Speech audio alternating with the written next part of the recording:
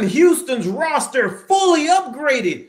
Who is Phil Longo comparing the wide receiver room to the NFL? Did that sentence even make sense, what I just said? So much going on as the head coach, Phil Longo, met with the media today regarding the transfer class, and we're talking about it.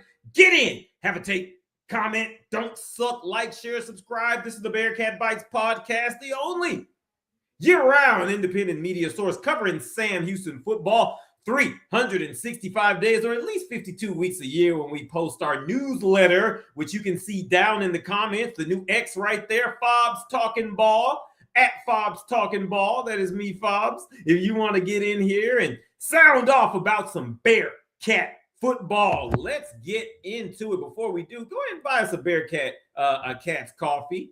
Go ahead and hit that link in the description. It's just $2. Support what we do here. A lot of you all already have, and we appreciate that. We appreciate you all supporting us when we pass the hat around. All right, do you like that? Got a lot to get to tonight. Got a lot to get to. Phil Longo met with the media today. Reason? The transfer class. Now, last week he talked to us about the reporters, and then sharing it with you. He talked about the high school recruits, and they're great. They're great. And Longo says he wants to attack the state of Texas. All right. And we talked about that some last week.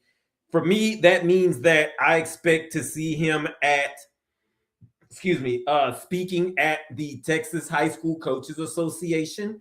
He did not speak last year. I expect him to do that this year. Yeah, it's grease and palm. You know how that goes.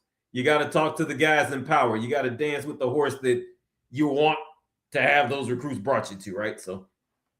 But today was all about the transfers.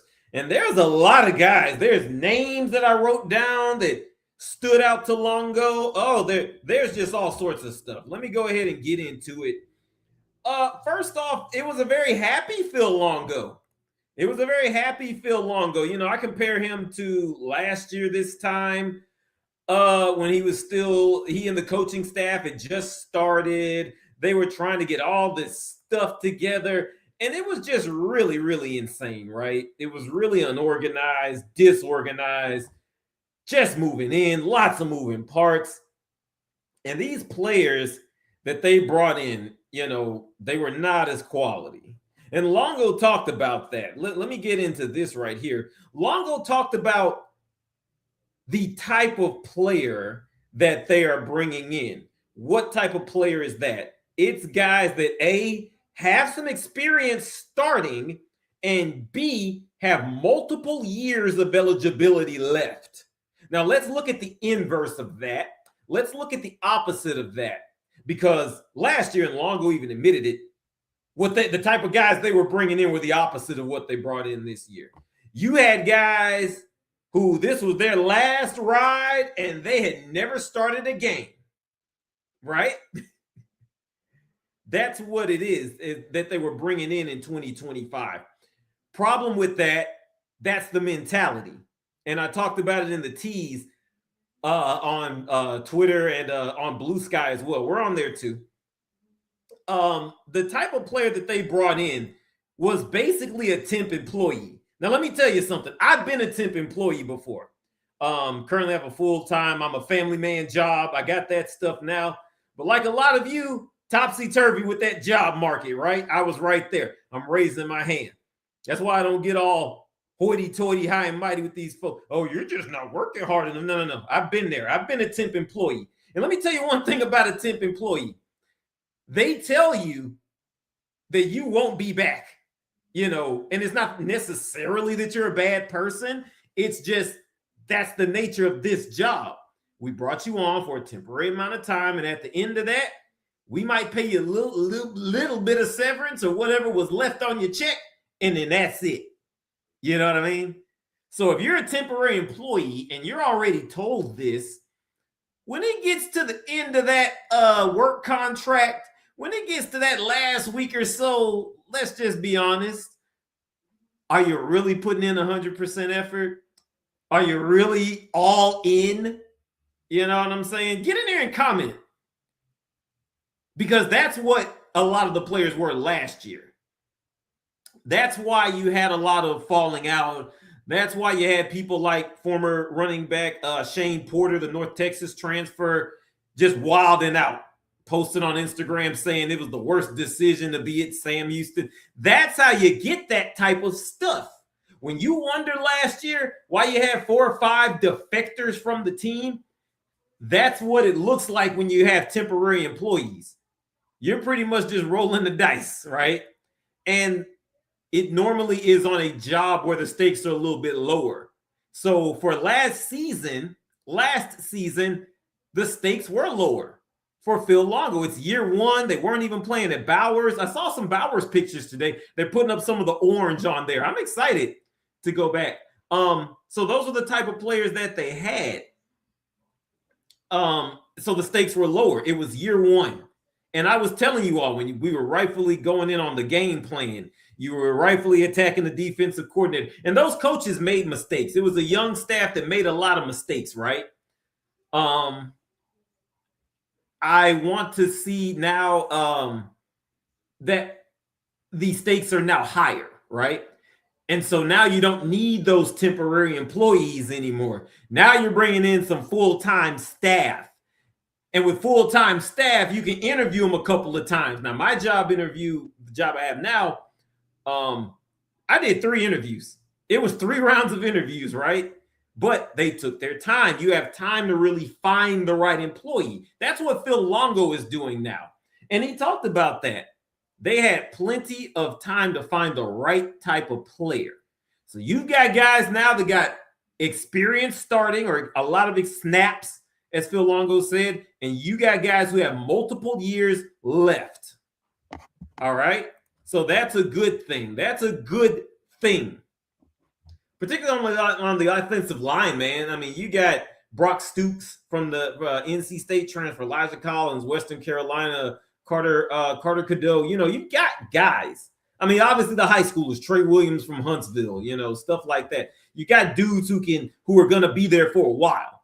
And Longo even said, yeah, there's finally some people I can look at and see their growth. They're going to be here with us, you know. And he didn't allude to it. He didn't want to talk about it, but it is because of that new fund. I think it's the Excellence Fund that Sam Houston has. And they're still kind of working out the kinks of that a little bit. Longo alluded to that also.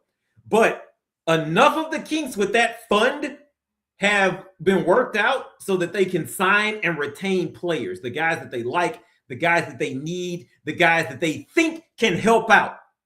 So this player this year is not last year's player. What do y'all think about that? Get in here and sound off, okay?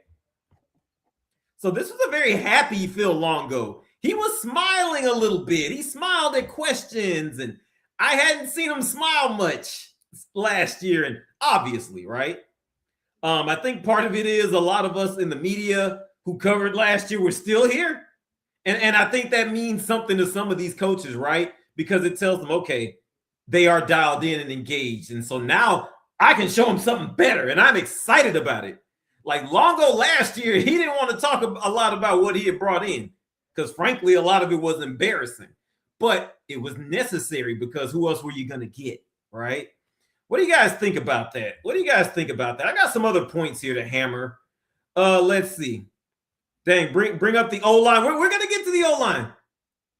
Oh, dang, bring up O-line. Not even bring up the last 2 ones. Oh, the O-line. Yeah. Well, I mean, there's names. We can go through names, you know, all day. You know, those are just some. I've got I can't share my screen with you guys for whatever reason, but I've got the my chart. And again, go online, you guys. Links are in the description, the newsletter. I've got an article called Who the Heck is Even Still on Sam Houston's Roster? That's the running one. I'm just calling out names from there. If you all want me to talk about some names, put them in there. Put them in the chat, and we'll kind of get to some of them here in this half hour. Okay? How about that? I do want to talk about some names. I want to talk about Utah. Let me see here. Well, first, let me talk about bigger, stronger, faster. And shout out to General Sam, by the way, loyal listener. I want to talk about this topic. Bigger, stronger, maybe not as faster. Because Longo talked today about how one thing, and especially in the defensive backs, and he said that this is part of why they went so heavy. They wanted guys who have length and can have great hips. One thing about cornerback, not quarter, but corner defensive backs, and it's hard to find guys with size that can move well. Trey Harris was an example, right?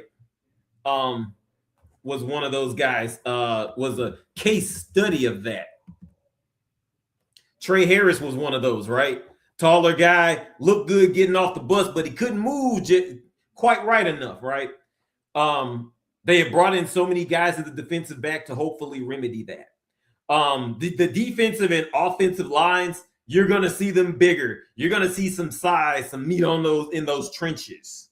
And that's what they were trying to get.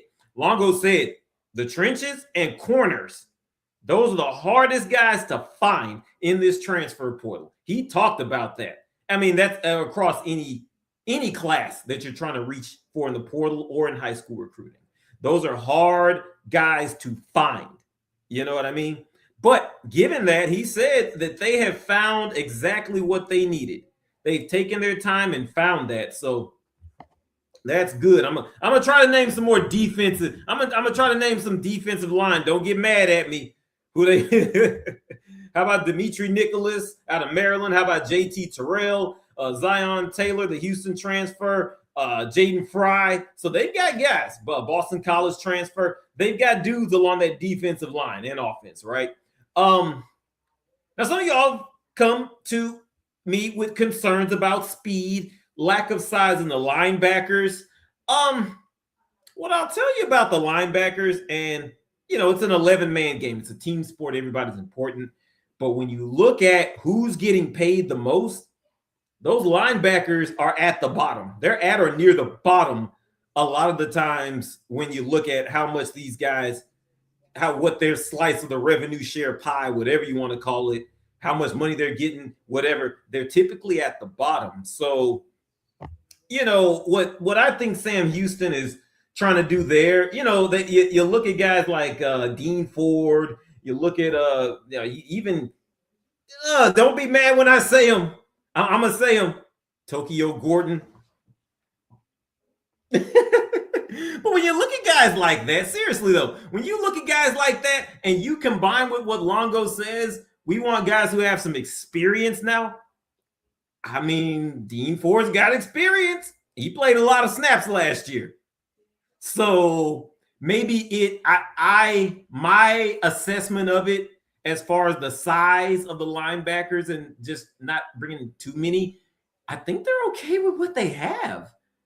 It's not a premium position. It's an important. Important is different from premium. These are two different things. Quarterback, obviously a premium position. Defensive line is a premium position. Not really linebacker. They got experience there. Overall, as far as speed, a little concerning overall with the team speed. All the transfers are there on campus, and Longo loved that. He said, obviously, as a coach, rarely does that happen. He said. So let's see what some of their speeds look like when they start to play.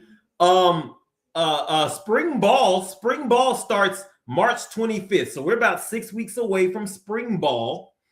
So let's see what comes out between now and then. I will listen to concerns about the linebackers, but I'm not, and overall team speed, those two topics as far as Sam Houston football, but I am not ringing the bell just yet. Now, there were times last year where I rang the bell, and you guys knew that. Hunter Watson, I was ringing the bell, right? I didn't think that would work with Phil Longo, and it didn't. But this one, I'm not quite ready to ring the bell yet. I'm not quite ready to ring the bell on bigger, stronger, not faster. I don't know how we got Josiah Chestnut from KSU. Well, the thing is, and I got to update some of those too. More money, man. I mean, that's simply what it is. That's really what this boils down to. These guys have a lot more money. So, and this coaching staff is, in my opinion, especially as far as recruiting, they don't get enough credit, in my opinion. These guys don't get enough credit when I take an assessment of them, right? Because they like you said, they're bringing in folks that we didn't even think was possible for them to get, and it's like, my goodness, this is really, really good, you know. So any of those who you see that might be kind of a name, and I like Chestnut as well. Came from he's a Florida guy, which is always fun and interesting, right? From Florida, Seminole High School, then Kennesaw State, Howard. Zach Marker, the offensive coordinator, was at Howard. I believe, I want to say Howard, right? Ooh, I think so. But he's been in those HBCU ranks, right? There may be a relationship there. A lot of those NC State guys, we talked about that over the past few weeks, right? Those are guys who knew the coaches from the ghost of recruiting cycles past, right? Good point up with this. Here's a good point. Good point about the spring practices.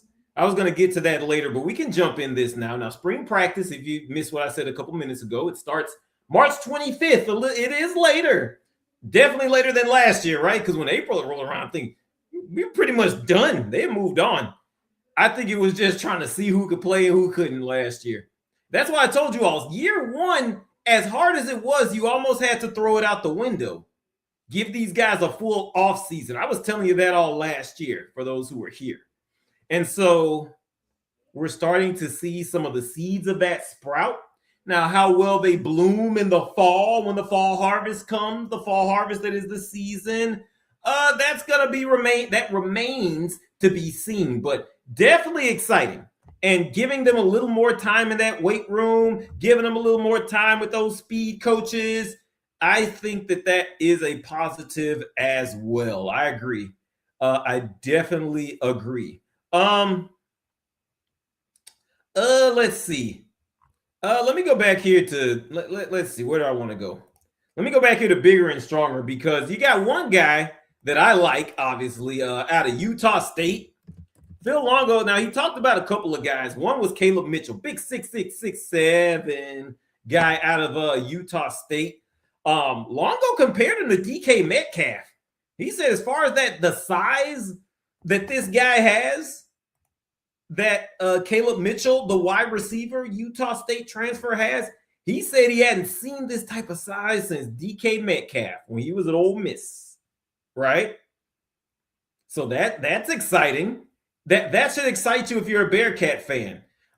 Even some of the smaller guys, Elijah Kaysen, who's not necessarily a bigger dude, but he is a guy that is speedy. Longo loves that guy's speed. Elijah Kaysen, yeah. He loved the guy's speed. Guy from Midlothian, Texas, comes back into the state from the Holy Cross transfer.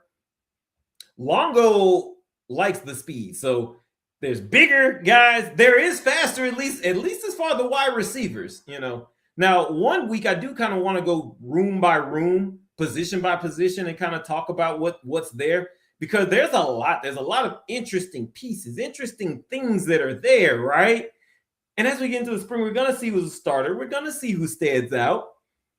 So I think that's very cool. I think the wide receiver room is very, very interesting this year. Obviously, much more so than last year. Remember, I told you, I love Chris Reed. Chris Reed is a guy, he's a Phil Longo guy because, he's a guy that has come back and he's played a lot of snaps. But with that being said, Chris Reed, if he was going to be your best wide receiver in 2026, you got a problem. He can be one of your receivers. He can be a major contributor, but he cannot be your go-to guy. I don't think so. That, to me, that's just the long and short of it. And they've really improved on that. And I asked Phil Longo, okay, sound off in the comments. We got 2 more topics. Well, what do you guys want me to talk about? Do you want me to talk about how the young coaching staff is navigating the transfer portal? Because I thought Phil Longo gave a great answer. Or do you want me to throw some red meat to you DJ Bailey truthers? Quarterback that won a state title up in the Dallas area and is still with Sam Houston, and a lot of you all are thinking he needs a chance. Which one do you guys? I'll give you all about 10 seconds to decide. And if not, and once the timer hits 30 seconds here, if you don't have it, then I will pick what I want. Go on. All right, I'm going to talk about what I want to talk about, which is the power, the youth power of this. Somebody did. DJ, you want me to talk about DJ? Okay, we'll go DJ first. Because Longo today, I don't have a ton about DJ, but for you guys who think he should factor in, Longo has cited him as, he mentioned him a few times. He's a great part of the quarterback room. One of those major guys, contributors, is DJ Bailey. So he figures to have a role. He is not hiding in the corner somewhere with the dust bucket, hoping to be forgotten. He is there playing a contributing role. So, Longo's, I won't being high on him isn't the word, but Longo likes him. How about that? He's not some forgotten person that's in there. You know what I mean? He is somebody that that should make the depth chart. Maybe he's an injury or so away from starting. He might be Landon Locke's backup, because what is it? It's Locke and two high school guys. You got Holtzclaw and the other guy they grabbed out of Texas. His name escapes me right now. I'm doing it live. I can't remember everybody's name, right? So DJ Bailey is there. He's still around and he has a role. It sounds to me like he's improving under this coaching staff. Just listening to Longo today, that's what it sounds like to me. Here's the title I have for you guys. Some red meat for you DJ Bailey truthers. You guys who go to sleep with stroking a picture of DJ Bailey next to your pillow. So there's that. He was mentioned, and I thought I'd give you guys an update. But this is the one that I like. I asked Phil Longo with the transfer portal and people still kind of getting used to it. And this was the first year there was just one portal in January. There's not two different ones. And Longo liked that. It allowed them to streamline stuff, right?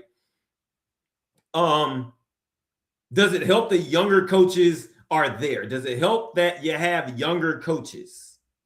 And so he admitted, he was like, yeah, those are it. He didn't admit it, but he said it does help. He envied them.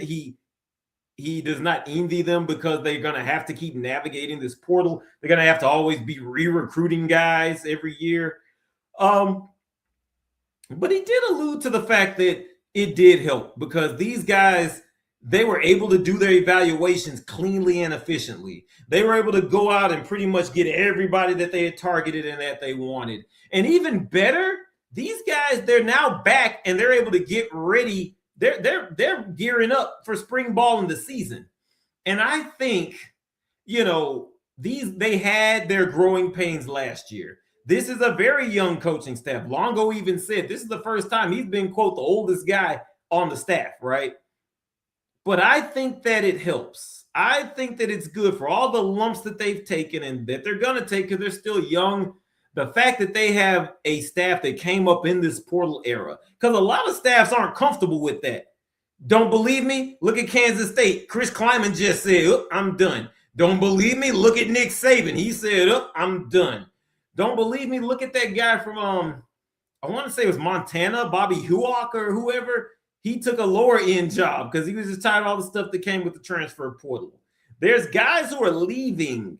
And the most successful coaching staffs going forward are going to be the ones that embrace this new era. And I think that having a young staff like Longo does, who embraces this stuff, it helps.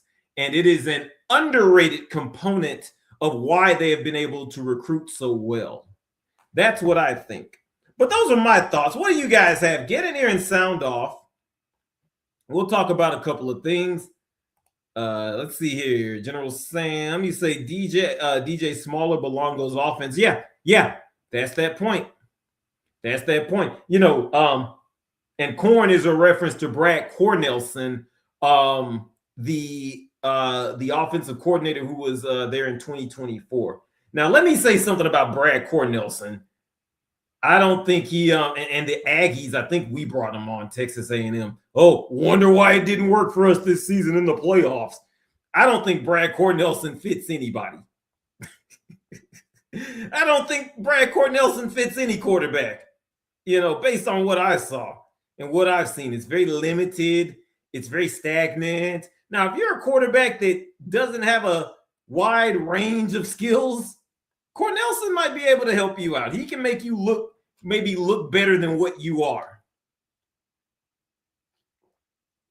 But if you're one of these guys who has some of those tools and you just need to learn how to utilize them, I don't think that's the guy. You're right. Longo greater than signed Cornelson in that regard, right? So there's that. There's that. That's what I think about that. Coach Tone, the running back coach. Yes. Yeah, Tone is a dog. I think he follows me on Twitter too. Yeah, running back. Yeah, the running back coach saying he's good. He's good. And you saw it last year. That was the running back room was one of the few bright spots of this of the season last year, right? That was the whole thing. You know what I mean? So we'll see if they can continue that. I just think it's very good what they were able to get this year, and I think you're really going to see some growth with the coaching staff, especially Freddie Autry-Lindsey. Remember, I was the guy telling you, there's a lot of stuff around here that I don't like, that I don't think is great that they're doing, but you got to let them take their lumps. That's what really kind of stunk. You kind of had to let them take their lumps, and growing pains can suck, right? But they finally were able to kind of just hang with it, won a game out in Oregon State that they weren't supposed to, right? So there are things there. There is stuff there, right? So there's that. Yeah, everyone was coming for Freddie Autry-Lindsey. Yeah, because in that Jacksonville State game, they called a timeout and still gave up a big play. And it was the same play that they kept giving up, and you could have called them out for that at any point in the season, because once that was on tape, a lot of other teams started running it. FIU to end the season was running a lot of that stuff. Just basically send a guy to the flat and then throw it there. And they can just never figure it out. So hopefully that doesn't happen again. That's going to be frustrating if it does, but I think this is okay. Where they are right now, but we'll see, because other teams in Conference USA are getting better and improving. But yeah, at least you don't have to worry about mighty UTEP anymore, right? Just kid. By the way, did y'all hear that the airspace and apparently you can't fly into El Paso until the end of next week? I don't know what it is. Our society, by the way, they're really just trying to crap test people right now. They're really just trying to see how much can we do to society, and they just accept it. To the point that, that if somebody calls it out, they will attack that person. You know what I'm saying? How much crap are they going to just accept? I think that's what it is, but I digress from that. Hoping these bigger DBs will run more press. Possibly. It's going to depend, I think, on how well these bigger DBs can move. How well can they move? Because if you're press coverage, you really got to stay with that guy, because if he burns you, you're done, right? You're done. So I'm interested to see that too. That's going to be one of those things to look at during spring ball. There's going to be so much stuff to see and think about. Oh my goodness. It's not at all like last year. We just didn't know. Last year, we had no clue who these guys were again. But this year, there's tape, There's more familiarity. There's more of a foundation for us to go off of. And that's very cool when you're doing that, right? But anyway, guys, let me get, oh, hold on. Let's see. Will you be able to catch some practices? Will I be at some practices? Yes. Yes, especially if they're on Saturdays and stuff. Yes, yes. I should be able to steal a day from work or so and get out there and catch a couple of them. Like I said, especially if they're in, now if they're in the morning, I could probably do it. It just depends on when they have them. We don't have a schedule yet. So all Longo said today was that we'll see you back here hopefully March 25th for the start of spring ball. And he sounded very excited about it. He sounded like he wanted us out there to see how good these guys could be. So I will catch a couple of them. I don't know how many, because again, we don't have the schedule. Obviously, they got some on a Saturday. Well, that ain't bad. That helps. So we'll see. But anyway, guys, we hit that half-hour mark.